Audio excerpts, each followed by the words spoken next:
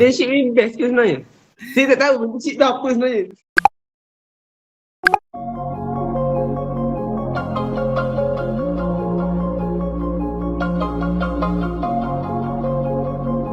MedPio ni dia lebih kepada latihan penyelidikan.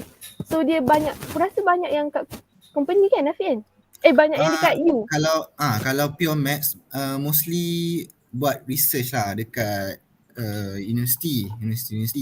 Tapi ada je yang buat dekat company, tapi yang kena bersesuaian dengan dia punya itulah. Tapi tak ada masalah pun nak minta dekat company sebab kan sekarang kan ada ITS kan. So just buka ITS and then tengok. Kalau nak cari yang company, cari company yang ada yang dalam tu. Yang dalam tu je yang boleh minta macam tu. Saya Aisyah Syamim binti Ma'ruf bernombor matrik A21AC0014. Saya Puteri Atira binti Amran, nombor matrik A21SC0331.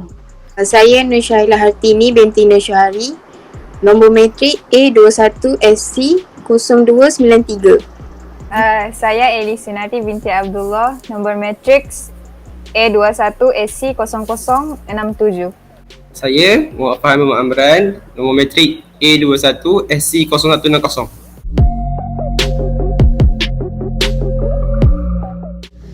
Assalamualaikum dan selamat sejahtera. Kami dari Kumpulan 9 ingin membentangkan temu bual kami bersama pelajar intern.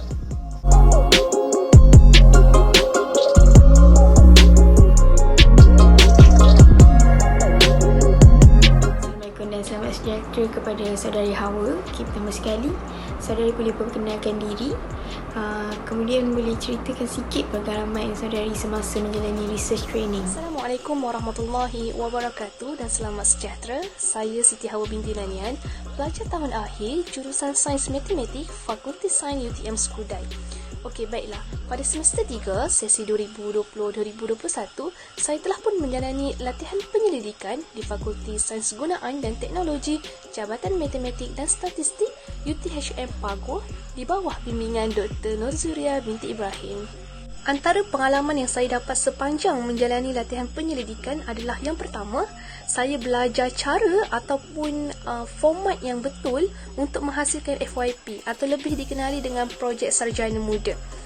Saya belajar macam mana nak buat reference menggunakan format APS style, menggunakan website tanpa kita type satu-satu, dan seterusnya saya belajar macam mana nak baca jurnal ataupun buku yang berbayar di internet. Ada website yang tertentu yang bolehkan kita buka buku ataupun baca buku dan jurnal tanpa kita perlu bayar.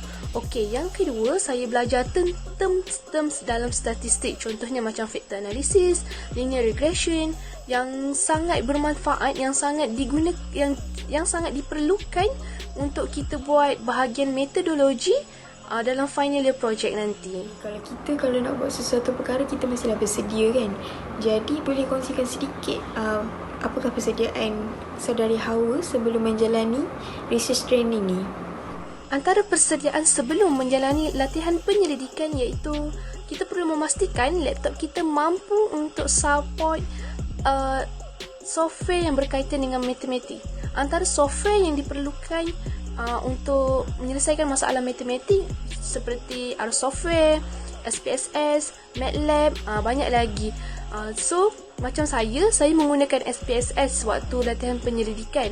Malangnya, laptop saya tak mampu untuk support SPSS. Jadi, saya hanya dapat menyelesaikan masalah menggunakan Excel sahaja. Sangat rugilah. Tapi, saya still belajar cara menggunakan SPSS di YouTube. So, tapi tak best lah sebab tak rasa macam mana menggunakan SPSS secara reality lah. Seterusnya, apakah jawatan saudari semasa menjalani research training dan adakah saudari selesa menjalani research training di tempat saudari sekarang?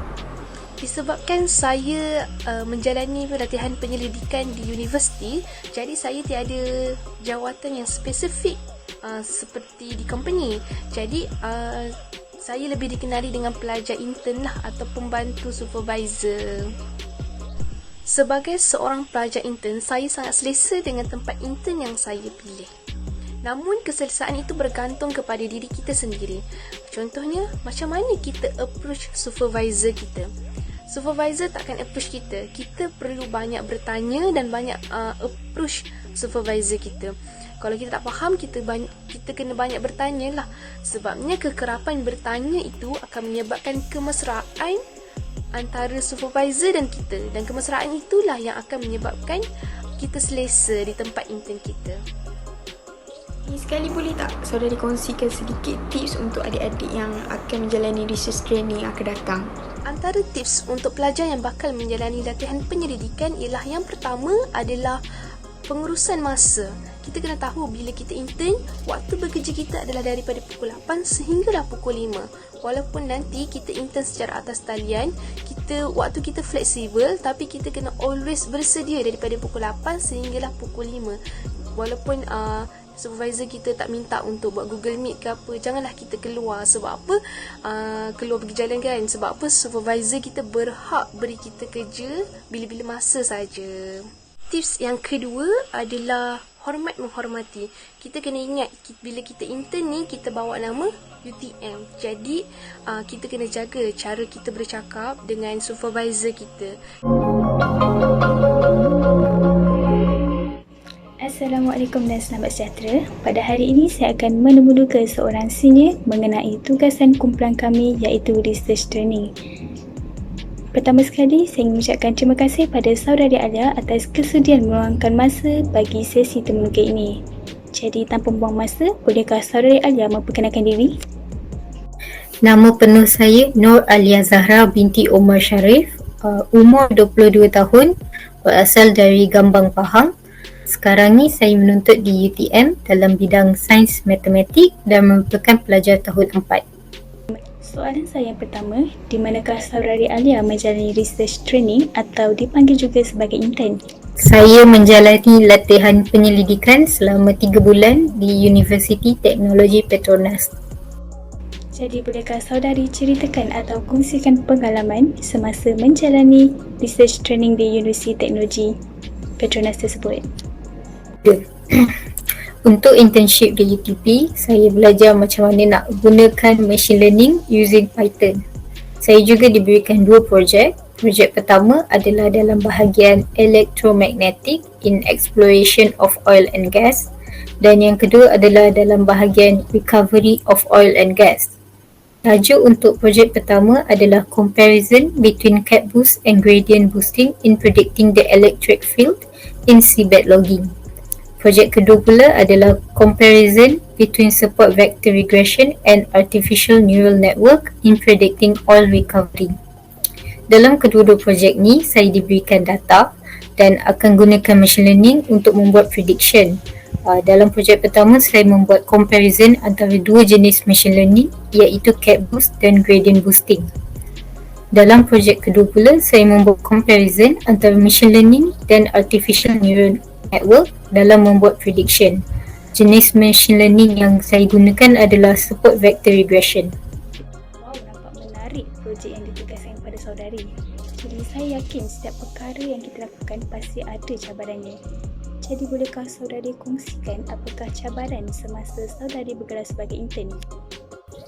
Cabarannya adalah lebih kepada belajar sesuatu yang baru, sebab saya sebenarnya tak mahir dalam Python dan topik machine learning pun saya tak tahu.